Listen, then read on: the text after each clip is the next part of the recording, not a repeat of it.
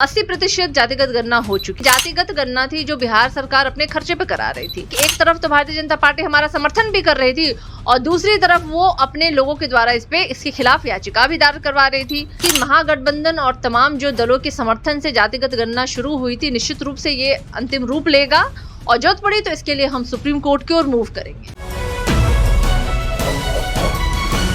बिहार में जातिगत गणना का दूसरा चरण चालू था, लेकिन पटना हाई कोर्ट के द्वारा इस पे रोक लगा दी गई है। इसी पे बात करने के लिए आरजेडी प्रवक्ता हैं सारिका पासवान जी, क्या कुछ कहेंगे जिस तरह से पटना हाई कोर्ट ने अब तो रोक लगा दी है जाति आधारित गणना को लेकर के?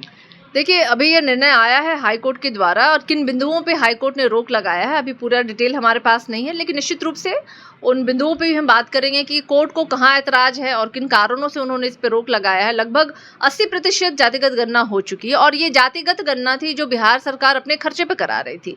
जाति जनगणना जो होती है वो केंद्र सरकार का अधिकार होता है कराने का, और जब से बिहार में जातिगत गणना हो रही थी इसमें समर्थन तमाम दलों को था। उसमें हमारी कई वो दलें भी थी जिनकी इच्छा नहीं थी ये जातिगत गणना हो, वो नहीं चाहते थे कि बिहार में किस जाति की क्या संख्या है उसका डेटा सही रूप में सामने आए, पब्लिक डोमेन में आए।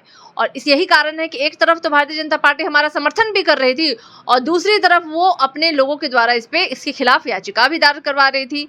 तो ये देखना होगा कि किन कारणों से हाईकोर्ट ने इस पर रोक लगाया है। जरूरत पड़ेगी तो हम निश्चित रूप से आगे हाईकोर्ट के ऊपर भी सुप्रीम कोर्ट है, सुप्रीम कोर्ट की ओर मूव करेंगे, लेकिन अभी हमें देखना होगा कि किन बिंदुओं पे इन्होंने रोक लगाया है। हाईकोर्ट ने कहा है कि सरकार जो है किसी की जाति नहीं पूछ सकती है। क्यों नहीं पूछ सकती है जाति? भाई आज के डेट में तो जाति है कि जाति नहीं है। यहाँ पे आज तमाम दल, कोई दल आप देख लीजिए, तरह तरह के लोग जो है वो जातिगत सम्मेलन करवा रहे हैं, खुल्लम खुल्ला एकदम पब्लिकली वो करवा रहे हैं। तब तो फिर ये आपराधिक मामला तो है नहीं। ये किसी से जाति अगर पूछी जा रही है, वो 17 कॉलम में भी शामिल हुई थी, ऐसा एक कॉलम नहीं था जिससे कि ऐतराज व्यक्त किया जा सके।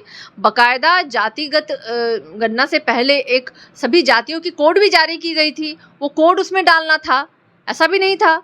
कोड ऑलरेडी सबके पास था, आप अगर कोड भी लिख देते, जाति आपको बताने की आवश्यकता नहीं भी थी। हर एक बिहार के व्यक्ति के पास वो पहुंच गया था कोड कि आप किस जाति के हैं, आपका कोड क्या है, और उस कोड को वहां भरना था।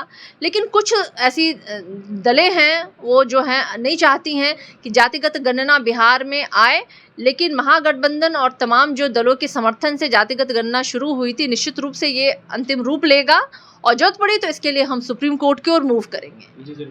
एक आखिरी सवाल रहेगा, पटना हाईकोर्ट ने यहाँ तक कहा है कि जब ये जातिगत गणना कराना था तो इससे पहले बिहार सरकार तो संशोधन नहीं की थी और जातिगत गणना किस आधार पर करा रही थी?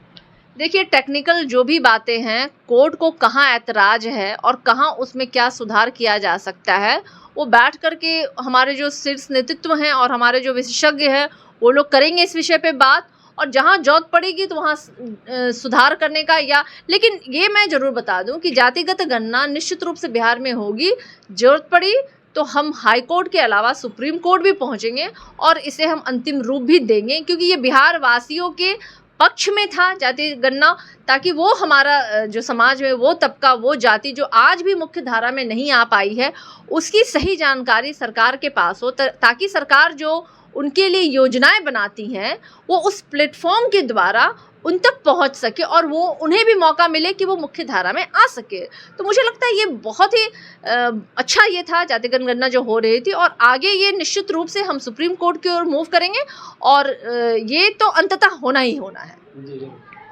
तो आप सुन रहे थे, हमारे साथ थे सारिका पासवान, जिन्होंने साफ तौर पे कहा है कि जिस तरह से ये जातिगत गणना चल रही थी, हाईकोर्ट ने किस आधार पर रोक लगाई है।